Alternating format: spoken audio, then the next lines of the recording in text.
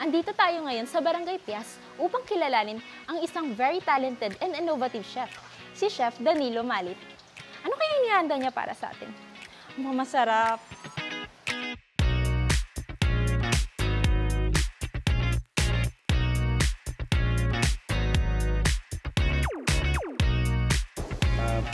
Start 10 years old, nagluluto na ako. Una kong niluto, tinola. Tapos hanggang sa na-train ako sa Maynila, sa auntie ko na may restaurant. So hobby naming, family namin kasi halos lahat nagluluto. Tatay ko sa mga kasal, nagluluto sa lolo ko. Hanggang sa nagsasama-sama ako noon, natuto ako maghiwa ng sibuyas, bawang. So dala namin yung pangalan ng restaurant namin. Mga Pilipino, Bangladesh, Pakistani, mga kalaban namin, Indiano. So, awa ng Diyos, naka-second place kami noon dahil natalo kami sa curry. Pero ang pinantapat namin yung adobo natin na may itlog, may kasamang hotdog. So, namangha yung mga judges doon sa menu namin. Nag-aaral ako ng TESDA, 6 months. Hanggang sa hinasa ko yung knowledge ko sa pagiging pagluluto. Ang nag-apply ako ng seafarer. Doon natanggap naman ako ng NCL. 16 years akong nag-work hanggang sa nag-stop ako ng pandemic. So nung nag-pandemic, sinumilan ko tong amos kasi paubos na yung mga naipon ko. So nag-try lang ako kung magiging swak. Ang awa ng Diyos, nakilala ngayon. Ilang beses na akong sumali sa cooking test ng Mapandan. Una, Battle of the Resto. Pangalawa, individual. Pangatlo, Battle of Barangay. So yung Battle of the Resto, awa ng Diyos, na-champion namin. Yung pangalawa, na-disqualified ako kasi hindi ko naluto yung disco. Dahil walang apoy pala. Ngayon, pangatlo, Battle of the Barangay, yun, nabawi ko ulit yung panibagong championship naman. Naisip ko kasi nakatira ako sa Mapandan eh. So, proud ako na taga Mapandan ako. So, gusto ko rin malaman ng mga ibang probinsya, mga ibang barangay.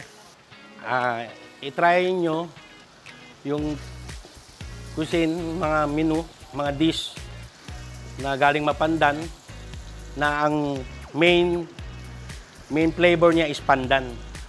So, hindi mo naman niya matitikman, maaamoy mo lang.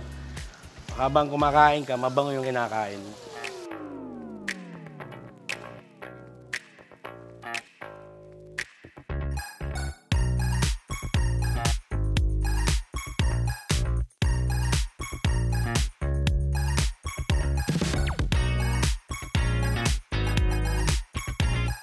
At matitikman na natin ang luto ni Chef Dan, ang chicken pastel.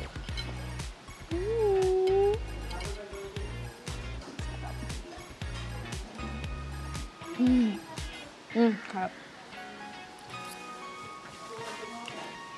Magpaparice ako nito. Nagre-rice na ako.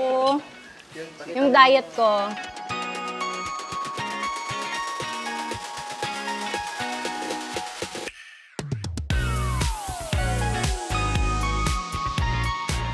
Masisira diet ko nito. Sorry, kinamay ko na. Sobrang sarap kasi. Amoy na amoy ko yung pandan. Parang gusto ko pa ng pandan juice. Parang kailangan ng panulak, Pandan juice? Yes naman! Wow, thank you po! Sarap! Ang sarap!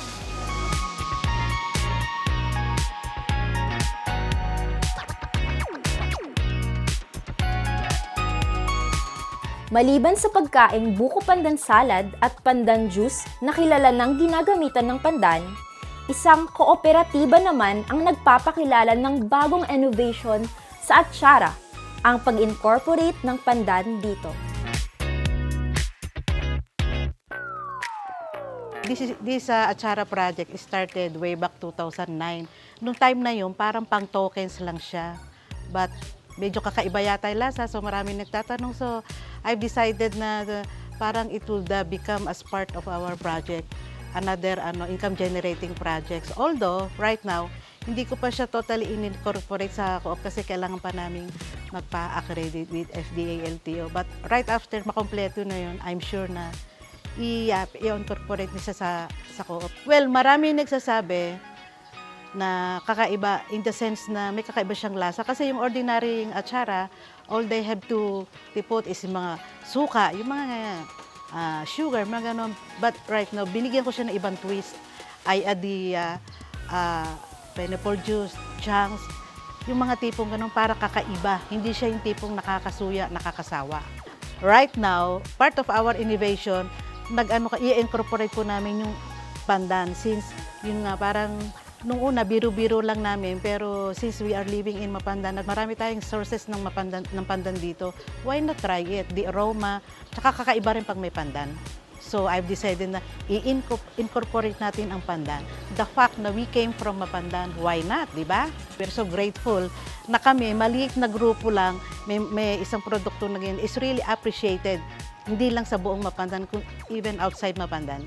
Kilala ang Mapandan sa Pandan Leaves. Dito po nakilala tayo, ang bayan ng Mapandan, kaya't ang ating mga Mapandanians ay pinagpapatuloy ang maparami ang Pandan Leaves. Kaya nga po, ang ating butihing mayor at ang ating mga SB members ay magkakaroon po ng ordinance na lahat po ng household dito sa Mapandan ay dapat magtanim ng Pandan Leaves. At dahil dito, kapag naparami na po muli natin ang ating pandan leaves, makakatulong po ito sa ating gastro-tourism. Kung saan ang ating mga talented chef or may talento sa pagluluto, ay mahikayat po natin sila na mag-experiment muli ng iba't ibang putahe gamit ang pandan leaves.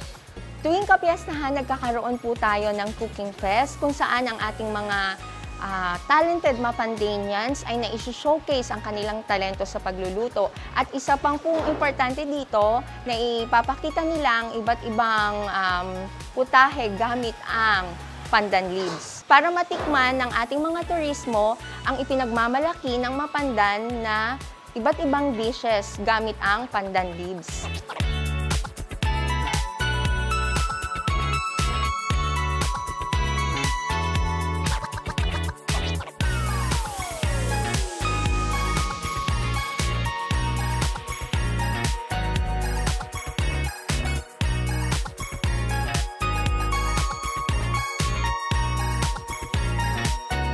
Very talented talaga ang mga Mapandanians. Dahil sa susunod nating destinasyon, isang artistic person naman ang ating makikilala, ang nagpasa sa akin ng Corona.